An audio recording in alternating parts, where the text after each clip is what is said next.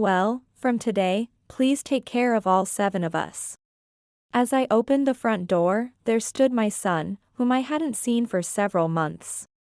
Behind him, his wife and children stood with large bags. Telling him it was unreasonable to suddenly show up at his parents' house with so many people. My son was unfazed. His attitude, as he barged in, ignoring my protests, was nothing short of terrifying. Why had my son returned? A few months ago, after criticizing my son and his wife for their extravagant spending, it was my son who called me a greedy old lady and cut ties with me. My son, significantly stronger than me, easily pushed the door open and entered the house. You know we don't have rooms for 7, right? So? My son stretched out his arms straight and grabbed my shoulders tightly. To me, wincing in pain, he said with a cheerful smile, "When you're done with cleaning and laundry, Mom, you can sleep in the hallway." My name is Susan, a 75-year-old woman living on a pension, just an ordinary woman. Before getting married, I worked diligently at a company. I enjoyed my job at the beginning, and since there were many women around, there was an understanding for women working overtime. At that time, there was a societal expectation that women would become homemakers upon marriage. However, my company wanted me to stay because I was working hard, asking me if I could continue. Though I found my job rewarding, my husband wanted me to be a full-time housewife. So I quit my job upon getting married. I took pride in cooking, always putting extra effort into my dishes to make them as good as those made by professionals. I always aspired to spend more time cooking. Becoming a housewife allowed me to spend more time on my hobby, sewing, which secretly made me very happy. Nathan was my only child, but I cherished the time spent with my child and husband. I was happy when Nathan was clingy in his early childhood and primary school years. He became distant during his rebellious phase in middle school. But he was fortunate to have good friends. Nathan's best friend from middle school is still in touch with him. In high school, influenced by his friends or maybe considering college, Nathan started focusing more on his studies. My husband, despite his old-fashioned views, was supportive in parenting, making child-rearing enjoyable. I was blessed with mom friends, with whom I could discuss how to handle our children during their high school and college entrance exams, what advice to give, and how to support them to concentrate on their studies. I paid for most of the wedding expenses since Nathan had not saved enough.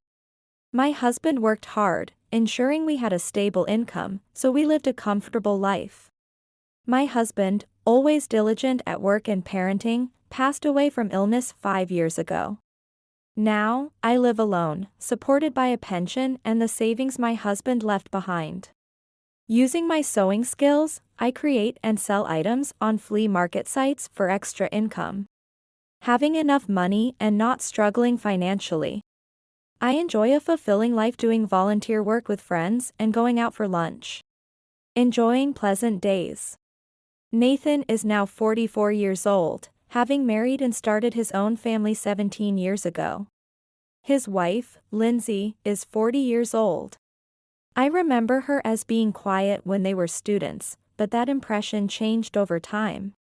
They have 3 children, leading with a 14-year-old grandchild, followed by a 10 and an 8-year-old. Nathan and his wife had a good relationship with me, especially when the grandchildren were younger, without demanding too much. I made sure not to repeat the unpleasant treatment I received from my mother-in-law, avoiding sudden visits and giving money for celebrations so they could buy whatever they liked. I thought we maintained a good distance, but recently, the situation changed dramatically. My daughter-in-law started asking for presents for the grandchildren every week, and for meals at slightly expensive restaurants, without ever showing any intention of paying. Moreover, they always pick expensive restaurants. But having meals there was still somewhat acceptable. Seeing my grandchildren coming along, happily eating and calling the food delicious, made me happy too. Gradually, Lindsay started asking for expensive accessories that a middle schooler wouldn't normally wear. I've known Lindsay since my son's high school days, back when she was a quiet, unassuming girl. It's disheartening to see how brazen she's become. Originally, she wasn't rude, but became domineering the moment she felt she could say anything to me. Relatives began to realize her true nature and gradually cut ties. Now, only those with strong personalities still keep in touch. Lindsay, thinking she could manipulate me, started asking for rings, necklaces, designer wallets, and bags. I've confronted her, asking, "Why do you need such expensive items? Aren't these for your use only?" She insisted it was all for the children. Starting with outfits for elementary school entrance ceremonies, she claimed, "I need this outfit for school visits. Only a designer bag matches this outfit." But I couldn't afford to buy designer bags for such reasons. Ignoring her requests seemed to work, as she didn't ask for more. However, she started targeting things that were harder to refuse. She'd barge in while I was cooking dinner, asking, "Could you make some side dishes for us too?" If I refused, she'd say, "Then, anything you have will do," and help herself to leftovers or newly bought meat from the fridge. Even if I protested, she'd laugh it off, saying, "Thank you so much," and leave as she pleased. It's appalling that a daughter-in-law could do such things. It's common to hear about daughters-in-law being mistreated by their mothers-in-law. But is it normal for a mother-in-law like me to be driven to despair? Demanding a meal for the whole family during an unannounced visit is incredibly presumptuous. And yet, they never show up for memorial services or grave visits. They come for Christmas, demanding money for the grandchildren and devouring the Christmas meal, then leave without visiting the grave or greeting other relatives. Despite repeated warnings, they ignored me one summer. It's the trend now to give money for Christmas and also for Easter. I'm counting on you for all 3 grandchildren. I was furious over their blatant disrespect and lack of offerings to the altar, plus the demand for money. When I finally spoke up, Nathan blatantly sighed and clicked his tongue at me. "After all the trouble of showing grandma to the grandchildren, this is how you talk? Fine then, we won't bother with such an unreasonable grandma again. The unreasonable ones are you guys. Fine, I won't contact you either. Don't ever come back." Lindsay left without a glance, quickly taking the children with her. Since then, the frequent calls stopped, and so did the unexpected visits. My life became busier with sewing and volunteer work, continuing without contact from my son. I enjoyed pleasant, busy days with friends, going out for lunch regularly. Since cutting off contact with my son, I've lived peacefully. My days filled with sewing, volunteering, and lunches with friends were happy. Volunteering, I felt valued when people with disabilities thanked me, which made me very happy. Being sociable and having many friends, my phone often rang with invitations. Hearing the ping of an email, I'd think it might be another invitation, always greeted by heartwarming content. 3 years after the estrangement, my home phone rang for the first time in ages. It was my son. I had immediately blocked his number on my cell phone, but didn't know how to block calls on the landline. After all this time without contact, I wondered what was happening. Picking up the phone, I heard my son's voice. "Hello, Mom?" In the background, I faintly heard my daughter-in-law asking, "Did you get through to your mother?" It seems they were calling together as a couple. Nathan didn't greet me with "How are you?" or "It's been a while." Instead, he chuckled without any hint of remorse, "I need money." As I was about to hang up, disheartened by his request, Nathan's sigh-filled voice reached my ears. "Actually, I've been let go from my job." What? Perhaps it was a mistake to react. Sensing my attention, Nathan rapidly continued. "I got a bit sick and made some mistakes. Made a pretty big blunder and was told to take responsibility. So, I was fired, without even a farewell party. I see. That must have been hard. Keep up the good work. To be honest, I had nothing but indifference. Predicting the next words from my son, who lost his job and was asking for money. I attempted to end the call quickly. However, Nathan's desperate voice kept me on the line. Nathan seemed not to expect a loan. If not money, then let's live together again. What? Mom, you can live happily with your real son and adorable grandchildren. We can save on rent. It's a win-win situation, right? I'll call you back, so please clean the house. Don't joke around. There's no way I could be happy living with you. You were the one who said you wanted to cut ties with me as family. And now you come back because you're in trouble? That's shameless. You should rely on Lindsay, not me.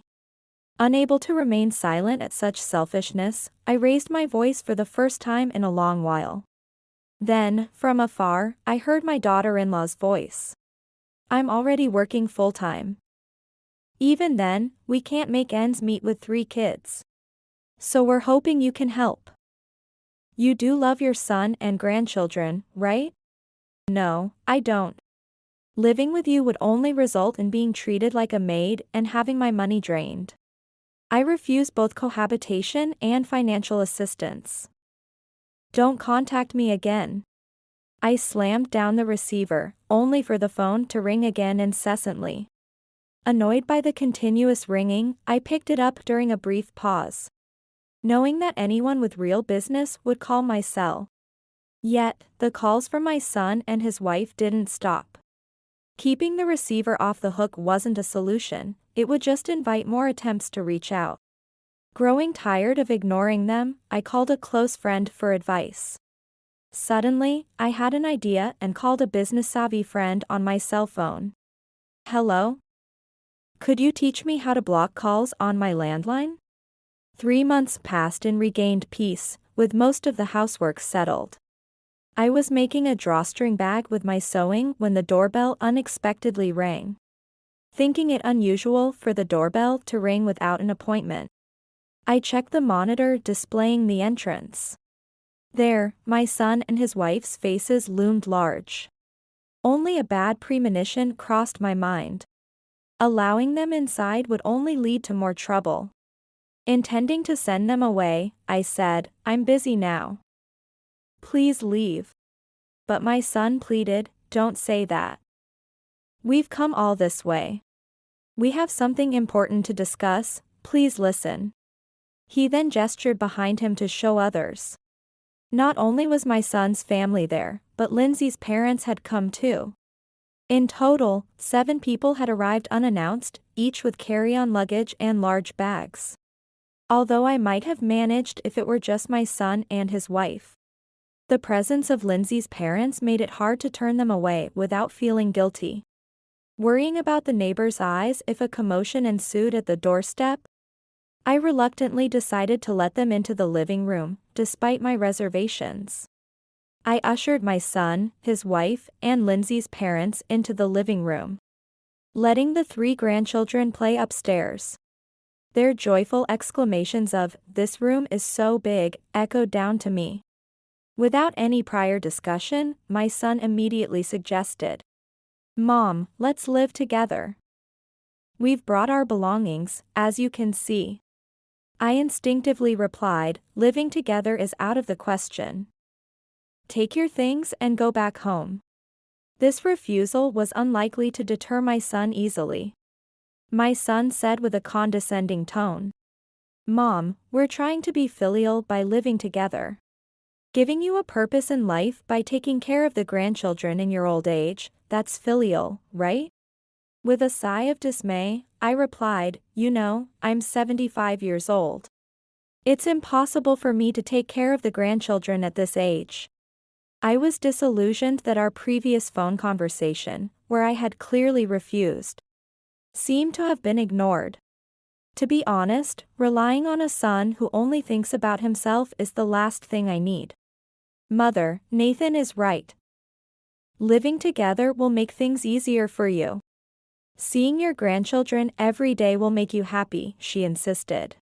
The thought of living with my son's family made me shudder at how much money and effort I would be drained of.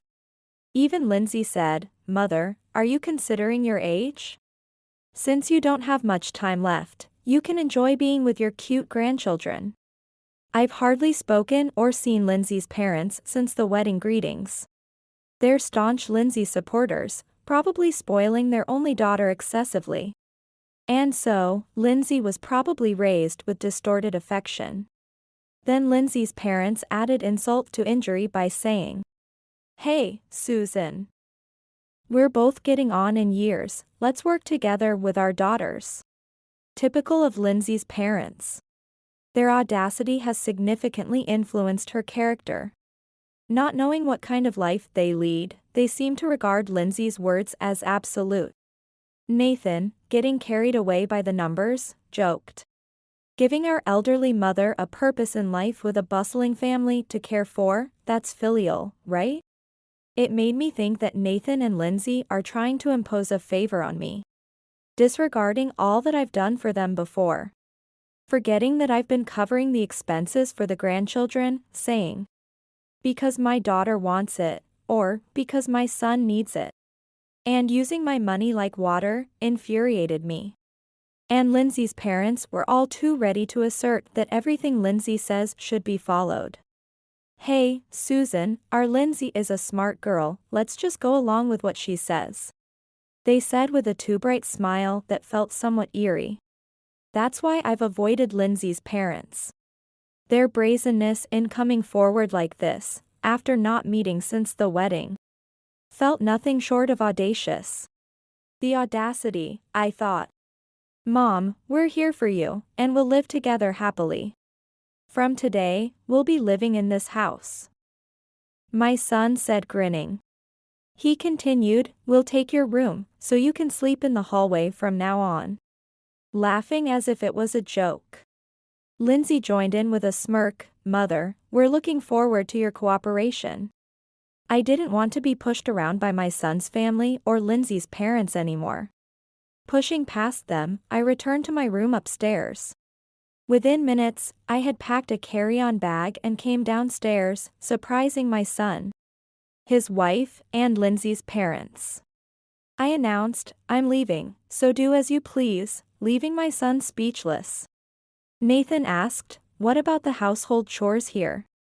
Lindsay also panicked, saying, "Exactly, I thought I would finally be free from housework." Hearing this, I realized they intended to treat me like a maid. Astonished by Nathan's shamelessness for not having a job, and Lindsay's inability to support the family on a part-time job alone, not to mention her parents. Clearly, they were too much for me to handle. I told the couple, "This house is already sold because it became too difficult for me to manage alone. If you want to live here, you'll need to buy it back." They seemed confused by my words. I continued, "I planned to move out 3 months ago and have been preparing since." My son objected, "But there's still stuff in the guest room." I replied, "Those were things I planned to dispose of last. Most items here were unnecessary for the new house. Of course, I'm going to throw away what I don't need. What was necessary, I've already taken to the new place. If you guys want to live here, you'll need to buy the house back. It won't be cheap, given its cleanliness and proximity to the station." In the guest room, with only a carpet and simple decor, my son hadn't noticed the lack of belongings. The only items left in the guest room were meant to be removed by the movers after I had finished moving out all my belongings. That's why there were still some items for hosting guests in there.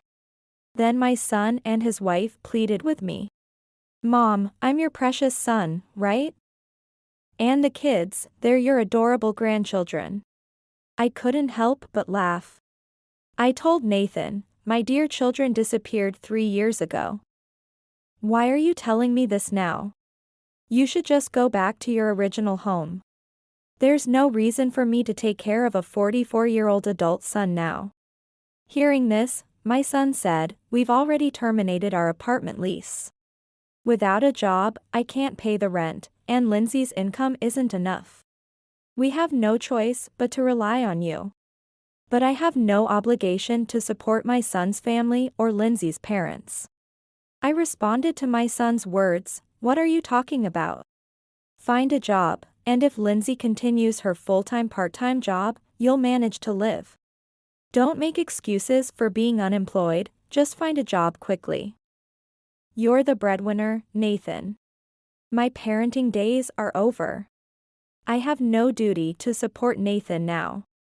My son retorted, annoyed, that's why I'm asking for help, because I can't find a job right away. Then you should ask Lindsay's parents. They're understanding towards Lindsay. And it would be easier for you to live with them, I suggested. Lindsay said, we've sold our parents' house to come here. This is the only place we have to go. I also made it clear, this house isn't mine anymore. If you want it, you'll have to go through a real estate agent to buy it. Seeing their situation, it seemed they really had nowhere else to go. It looks like my son and his wife no longer have a home to return to. But this house is no longer Nathan's home either. I was appalled at their expectation to live with me without my consent. It's audacious not just for my son and his wife but also for Lindsay's parents to think they could stay in my house. Lindsay's parents even had the nerve to say, as parents, shouldn't you naturally take care of your son, daughter-in-law, and grandchildren? That doesn't mean I'm obligated to take care of Lindsay's parents. If you're parents, why don't you take care of your daughter and her family? Besides, Nathan and I cut ties 3 years ago. I've considered my son as good as dead since then. So, I'm troubled by your sudden reliance. The house is sold, and my new place is just a one-bedroom, with no room for you, I sarcastically replied. Just because I have a spirit of volunteerism doesn't mean I'm willing to support a son and his family with whom I've severed ties. Without a home, there's not much I can do. As a pensioner, there's nothing left I can offer Nathan and his family. I'm already overwhelmed with my own elder care. Indeed, the house holds many memories with my husband. Bought during better economic times thanks to his hard work. And not just with my husband, but with Nathan too, it's filled with precious memories. Is it irresponsible as a parent to disown a son who's over 40, married, and has 3 children? If being a parent still holds me responsible, then perhaps my parenting was flawed. Amidst my heavy heart, Nathan and his family were blaming each other. No one expected I would have sold the house. Selling this house, free from mortgage and lived in for so many years, was a risk at my age. If relations with Nathan hadn't deteriorated, I wouldn't have done it. Lindsay and her parents were furious with Nathan, blaming him for lying. It's all Nathan's fault, Lindsay's parents shouted. Lindsay angrily said, you said Mom would never sell the house, filled with Dad's memories. Didn't you check? Our plan is ruined. The landlord of the apartment where Nathan's family lived was actually a close friend of mine. Curious after Nathan suggested moving in together 3 months ago. I decided to contact her, knowing she was Nathan's apartment's landlord and a good friend. I heard from a friend that my son had been discussing giving up their apartment for months ago. I was astonished by my son's actions, but relieved to have known about their plans in advance. Furthermore, my friend, who is the landlord, told me they wanted to live with me, hoping to offload some childcare onto me, thinking it would be a way to show filial piety while I was still healthy. Knowing this, I started planning how to avoid living with them. At 75, there's no way I can take care of energetic children. And it's clear I'd be saddled with household chores if my son and his wife moved in. Moreover, I felt alarmed at the thought of being completely exploited financially if we lived together. I spent about a week contemplating what environment would be best for me at my age. Considering my physical capabilities at 75, I realized living alone in this large house was unmanageable, as it is already a struggle to keep up with the maintenance. After much thought, I decided to sell the house and move into a senior living community. The community isn't as spacious as a single-family home, so I had to decide what essentials to take with me. Disposing of the rest wasn't hard given my wide social circle. I sold off unnecessary items, furniture, kimonos, and antiques. Even the numerous books my late husband left behind were taken by a used bookstore. Items I hadn't used in years, and those suitable for a charity bazaar at my volunteering site, were all donated. I went to the city hall to gather documents needed for the move, and got all the necessary information. It was just 4 days ago that I finished most of the moving preparations and procedures, including utilities. It was during my last moments in the house, savoring the memories with some sewing, that my son arrived. As I was about to leave the house, my grandchildren, who had been playing upstairs, peeked down, having heard the exchange between me and my son. Urged by their parents, my 14-year-old grandchild accused me. "Leaving your son and us, Grandma, that's heartless." Continuing, he said, "A lonely grandma like you should live with us. And you should give all your money to my dad and mom." Hearing this, my 10 and 7-year-old grandchildren echoed, "Yeah, that's right." It was clear they were heavily influenced by Nathan and Lindsay's teachings. It made me wonder where I went wrong in raising my son. However, Nathan and Lindsay chose their own paths, and their choices are not my responsibility anymore. To my grandchildren, I suggested, "You should ask Lindsay's parents for help. There's no need for it to be me." Nathan replied, "Lindsay's parents have no savings and are barely getting by on their pensions. Our family living with you would make your life more enjoyable." I could only sigh in disbelief. "Nathan, you're an adult. Find a job while Lindsay works part-time. If she's working, you could at least rent an apartment in her name. The landlord of the apartment you used to live in has kept it vacant for a while, knowing we wouldn't be living together.